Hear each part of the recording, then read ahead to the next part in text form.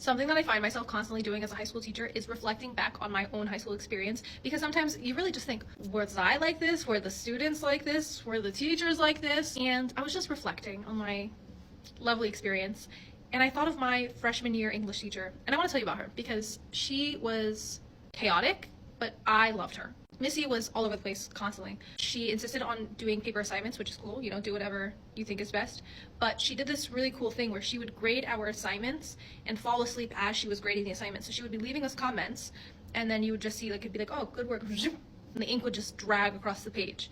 And then the next day we'd be like, hey, Missy, what's this? And she'd be like, oh, fell asleep grading your papers. Another thing that stands out to me is there was one day she was wearing kitten heels, and she was walking around the room, and the kitten heels just snapped. She kind of just didn't react. It was almost as if this has happened to her before, and she kind of knew, all right, just keep pushing. And I thought that was hilarious and brave. And also, I don't know how I missed this because it's kind of big. She was pregnant the whole time that we had her as a teacher, but she was completely unaware that she was pregnant until I think the 7th or 8th month. And when school had started, she looked visibly pregnant. So students and parents had asked her, how far along are you? And she got very offended.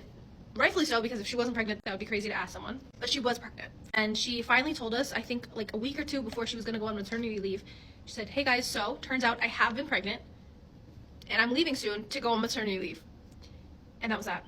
And when she eventually left on maternity leave, we were given a long-term sub, and she was actually a fever dream. She was hilarious. She was always snacking on seaweed, which just seems like a very unique snack to be eating at 8 a.m., but go crazy, queen. And she would do this thing where when we were reading novels as a class, she would hitch her foot up on a student's desk, obviously an empty desk. She would kind of hunch over and read the novel with us all passionately. Honestly, I think I took that into my practice as an English teacher today, because I sit on my desk as I read with my students. So, Ms. V, maybe you impacted me. But the biggest thing that stands out about that long-term sub was the fact that she was constantly yodeling.